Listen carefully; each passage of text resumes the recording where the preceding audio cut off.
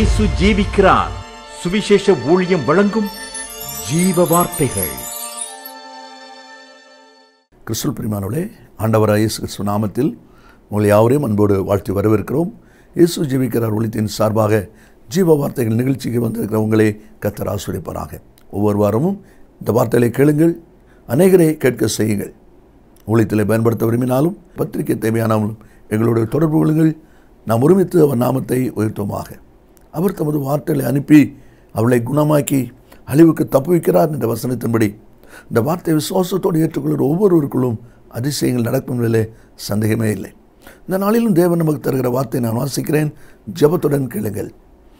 1 Samuel 17ஆம் அதிகாரம் 31வது வசனம். தாவீது சொன்ன வார்த்தைகளை அவர்கள் கேட்டு அதை சவுலின் சமூகத்தில் அறிவித்தார்கள். அப்பொழுது சவுல் தாவீதை அழைப்பித்தான். இந்த வார்த்தைகளை கேட்கிற அன்பு நேச பிள்ளைகளே, இந்த பகுதி நமக்கு அறிமுகமான ஒரு பகுதி. இஸ்ரவேலருக்கும் பெலிஸ்தருக்கும் இடையே யுத்தம் நடக்கிற ஒரு சூழ்நிலை. இந்த பகுதியிலே பெலிஸ்தர், இந்த பகுதியிலே இஸ்ரவேல் மக்கள் இருக்கிறாங்க.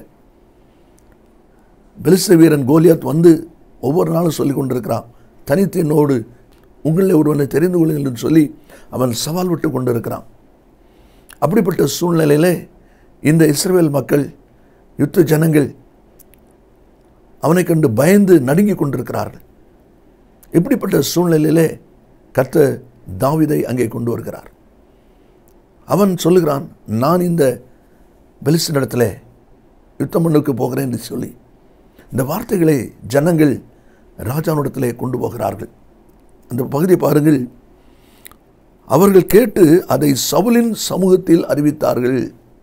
அப்படியானால் ராஜ சமூகத்திலே தாவீதை குறித்து இப்படி ஒருவன் வந்திருக்கிறான், நான் கோலியாத்தை சந்திக்க போகிறேன் என்று சொல்லிக் கொண்டிருக்கிறான் என்கிற காரியம் பேசப்படுகிறது. அருமையானவர்களே, ராஜ சமூகத்திலே காரியம் பேசப்பட்ட பொழுது ராஜா தாவீதை அழைப்பித்தான். இதே போல உங்கள் காரியம் தேவனுடைய சமூகத்தில் பேசப்படுமானால் அந்த காரியம் ஜெயமாகிறது. அந்த காரியத்தில் சீக்கிரம் ஒரு முடிவு வருகிறது என்பதில் சந்தேகமே இல்லை. இந்த வார்த்தையில் கேட்கிற அன்பு நேச பிள்ளைகளே, நீங்கள் என்ன காரியத்தோடு, என்ன பிரச்சனையோடு, என்ன தேவையோடு, என்ன வேதனையோடு, என்ன பதிலை எதிர்பார்த்து நீங்கள் காத்திருக்கிறீர்களோ, உங்களுடைய காரியம் இந்த நாளிலே தேவனுடைய சமூகத்திலே பேசப்படுகிறது. அன்றைக்கு சவுல் ராஜா தாவீதை அழைப்பித்தது போல இன்றைக்கு பரலோக தேவனாய் கர்த்தர் உங்களுக்கு அழைப்பு கொடுக்கிறார். அவர் உங்களுக்கு அழைப்பு கொடுக்கிறபடினால் உங்களுடைய பிரச்சனை, உங்களுடைய தேவை, உங்களுடைய காரியம் விசாரிக்கப்படுகிறது. அது தேவ சமூகத்திலே பேசப்பட்டிருக்கிறது.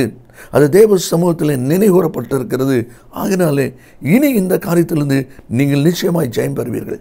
கட்டுகள் தெரிப்புண்டு போகும், எந்த பிரச்சனையும் மாறி போகும். காரணம், தேவ சமூகத்திலே அது பேசப்படுகிறது.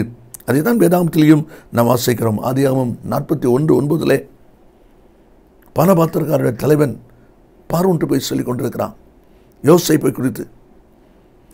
யோசேப்பின் காரியம் அங்கே ராஜா சமூகத்திலே பேசப்படுகிறது. தானியேல் 5:11 ராஜா சுவரில் எழுதப்பட்ட கை உறுப்பை கண்டு பயந்து போயிருக்கிறார். யாராலும் அதை வாசிக்க அர்த்தம் சொல்ல முடியவில்லை.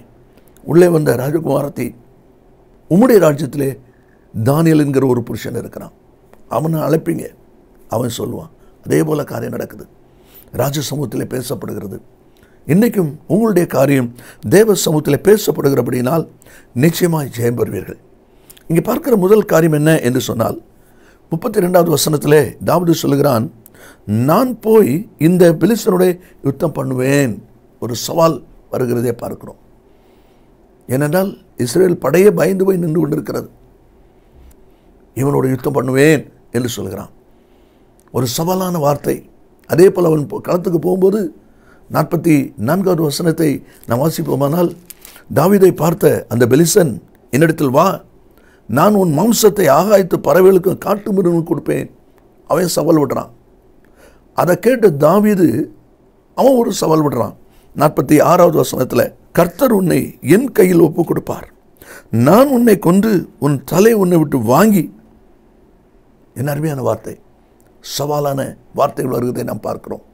இந்த வார்த்தையில் கேட்கிற அன்பு நேச பிள்ளைகளே, இந்த நாளிலும் கர்த்தர் உன்னுடைய காரியங்களை பொறுப்படுத்தி செய்வதற்கு அவர் ஆயத்தமாக இருக்கிறார். நீங்கள் தைரியமாய் திடமாய் கர்த்தரை சார்ந்து நீங்கள் நிற்பீர்களானால் நிச்சயமாய் நீங்கள் ஜெயம் பெறுவீர்கள்.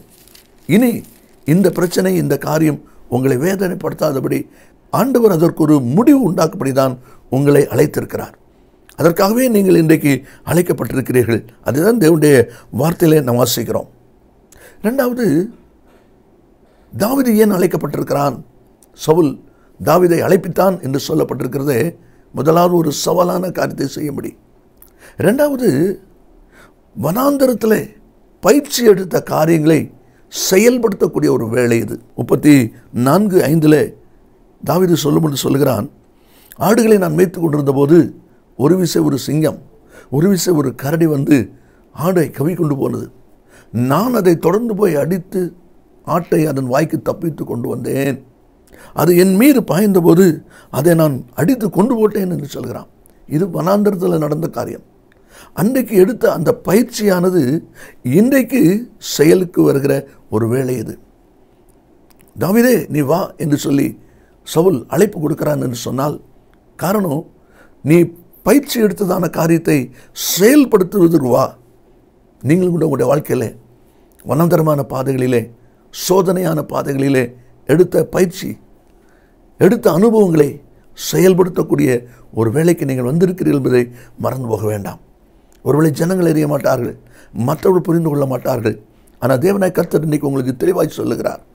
சவுல் தாவீதை அழைத்ததுக்கு அனுபவத்தில் ஒன்று இல்லை நான் வாசிக்கிறோம். வனாந்தரத்தில் அவன் எடுத்த அந்த பயிற்சியை செயல்படுத்தக்கூடிய ஒரு வேலை. ஏனென்றால் அவன் சொல்லும்போது சொல்லுகிறான், இந்த விருத்த சேதனமில்லா பெலிஸ்தனும் அந்த மிருகத்தில் ஒன்றை போல தான் இருப்பான் என்று சொல்லி அவன் சொல்வதையும் நாம் அந்த பதிலை வாசிக்கிறோம். இந்த வார்த்தையில் கேட்கிற அருமையான கர்த்தருடைய பிள்ளைகளே, நன்றாய் கவனியுங்கள். தாவீது வனாந்தரத்தில் எடுத்த அந்த பயிற்சியை செயல்படுத்தக்கூடிய ஒரு வேலைக்குள்ளே அவன் வந்திருக்கிறான். ஏனென்றால் கோலியாத்து சொல்லிக் கொண்டிருக்கிறான் 8ஆம் வசனத்தில், உங்களில் ஒருவனை தெரிந்து கொள்ளுங்கள், அவனிடத்தில் வரட்டும். 10ஆம் வசனத்தில், நாம் ஒருவரோடு ஒருவர் யுத்தம் பண்ண ஒருவனை விடுங்கள் என்று சொல்லி அப்படிப்பட்ட ஒரு காரியத்தை அவன் சொல்லிக் கொண்டிருக்கிறான். இவர்கள் எல்லாரும் பயந்து போய் நடுங்கி கொண்டிருக்கிற ஒரு சூழ்நிலையிலே கர்த்தர் அவனை கொண்டு வருகிறது நாம் அங்கே பார்க்கிறோம். இந்த வார்த்தையில் கேட்கிற அன்பு நேச பிள்ளைகளே, நீங்களும் கூட எடுத்துக்கொண்ட பயிற்சியை செயல்படுத்தக்கூடிய ஒரு வேளையில் நீங்கள் வந்திருக்கிறீர்கள் என்பதை மறந்து போக வேண்டாம். யாத்ராகமம் 3ஆம் அதிகாரம் 10வது வசனத்தை நான் வாசிக்கும் போது ஆண்டவர் மோசேயை பார்த்து சொல்லுகிறார், நீ இஸ்ரவேல் புத்திரராகிய என் ஜனத்தை எகிப்திலிருந்து அழைத்து வரும்படி உன்னை பார்வோனிடத்திற்கு அனுப்புவேன் வா. நீ வனாந்தரத்தில் ஆடுகளை மேய்த்து நல்ல பயிற்சி பெற்றிருக்கிறாய். இனி அதை தாண்டி என் ஜனங்களை வழிநடத்தக்கூடிய தலைவனாக நீ வா. அன்றைக்கு வனாந்தரத்தில் எடுத்த அந்த பயிற்சியானது என் ஜனத்தை நடத்துவதற்கு ஏதுவாக இருக்கும், வா என்று சொல்லி கூப்பிடுவதை நாம் அங்கே பார்க்கிறோம். மத்தேயு 4ஆம் அதிகாரம் 19ஆம் வசனத்தை நாம் வாசிக்கும் போது ஆண்டவர் சொல்லுகிறார், பேதுரு அந்திரேயாவை பார்த்து, என் பின்னே வாருங்கள், உங்களை மனுஷரை பிடிக்கிறவர்களாக்குவேன். நீங்கள் மீன் பிடிக்கிறவர்கள், மீன் பிடிக்க பழகினவர்கள், இனி நீங்கள் மீன் பிடிக்கிறவர்கள் அல்ல, மனுஷரை பிடிக்கிறவர்களை நான் பழக்குவேன். அப்படியானால் நீங்கள் எடுத்த பயிற்சியை செயல்படுத்தக்கூடிய ஒரு வேலை இது. அதைத்தான் நல்ல நம்ம வாசிக்கிறோம். 3வது அனுபவமாக 40ஆம் வசனத்திலே நாம் வாசிக்கும் போது அதிலே சொல்லப்பட்டிருக்கிறது, தாவீது தன் கவனை கையிலே பிடித்து கொண்டு அந்த பெலிஸ்தன் அண்டையிலே போனான். தாவீது தன் கையில் வைத்திருக்கிற அந்த கவன் அதை எடுத்துக்கொண்டு பெலிஸ்தன் அண்டையிலே போனான் என்று சொல்லி நாம் அதில் வாசிக்கிறோம். அப்படியானால் ஆயுதத்தின் பலனை நிரூபிக்கக்கூடிய ஒரு வேலை. தாவீதே நீ வா என்று சொல்லி சவுல் ராஜா அழைப்பு கொடுக்கிறார. எதற்கு? உன்னிடத்தில் இருக்கிற ஆயுதத்தின் வலிமையை நீ காண்பி.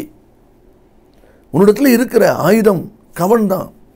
பார்ப்பதற்கு சாதாரணமானது, ஆனால் அதில் எவ்வளோ வலிமை இருக்கிறது, அது எவ்வளோ பலமுள்ளது, அது எவ்வளவு பலமான காரியத்தை செய்யும். ஒரு சேனையால் செய்ய முடியாத காரியத்தை செய்வதற்கு உன் ஆயுதத்திலே வல்லமை இருக்கிறது, அதை பயன்படுத்துவதற்கு வா என்று சொல்லி கூப்பிடுகிறார்.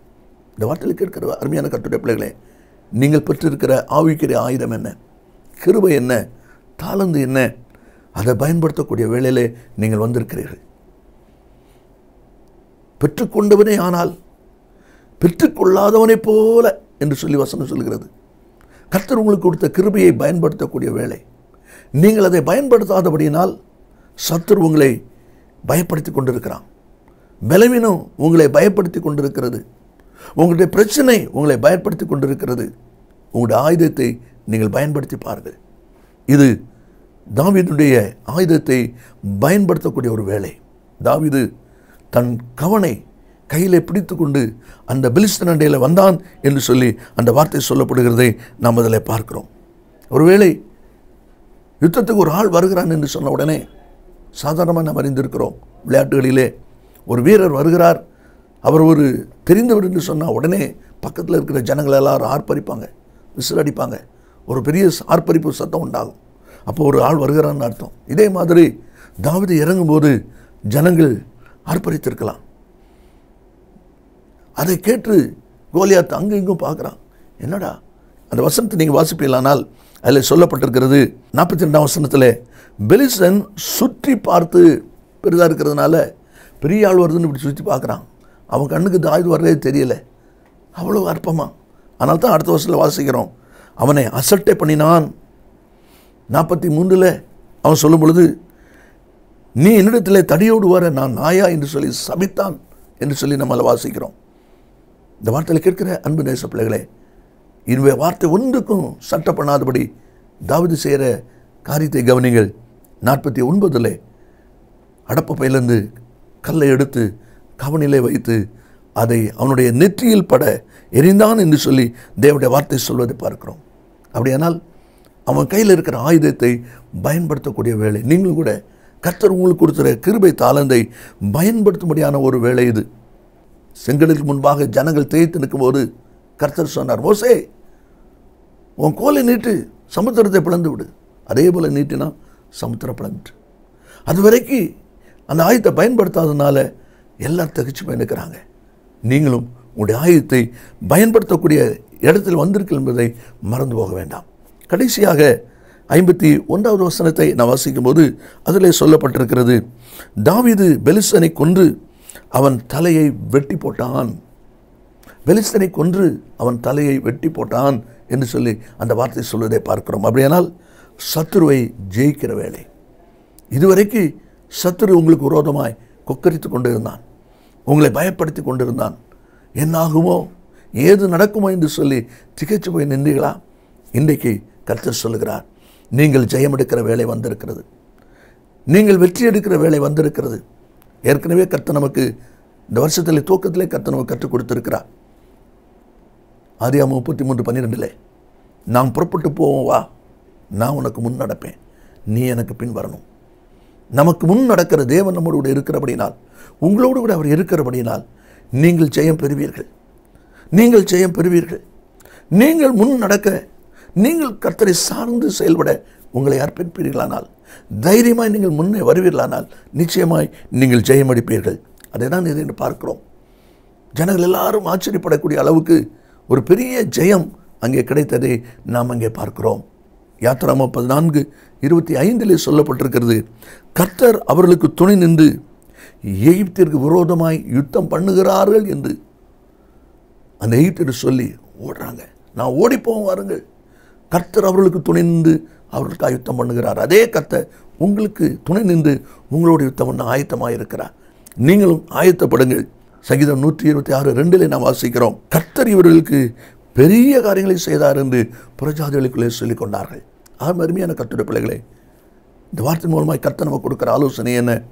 சவுல் ராஜா தாவீதை அழைப்பித்தான். ஆடுகளை மேய்த்துக் கொண்டிருந்த அவன் யுத்தக்களத்துக்கு வருகிற போது அவனை அழைப்பு கொடுக்கிறான். 4 அனுபவங்கள். 1, சவால் விடுகிற வார்த்தையை செயல்படுத்தும்படியாக. 2வது, வனாந்தரத்தில் அவனை பெற்றுக்கொண்ட பயிற்சிகளை செயல்படுத்தக்கூடிய ஒரு வேலை. அவனிடத்தில் இருக்கிற ஆயுதத்தை பயன்படுத்தக்கூடிய ஒரு வேலை, சத்துருவை ஜெயிக்கிற ஒரு வேலை. அதே காரியத்தை நீங்களும் அர்ப்பணித்து வருவீர்களானால் ஜெயம் பெறுவீர்கள். இயேசு சீக்கிரம் வரப்போகிறார். நான் ஜெபிப்போமா? நல்ல பிதாவே, என்னோடு துதிக்கிறோம். உம்முடைய வார்த்தை ஆமென்றும் ஆமென்னும் இருப்பதற்காய் ஸ்தோத்திரம்.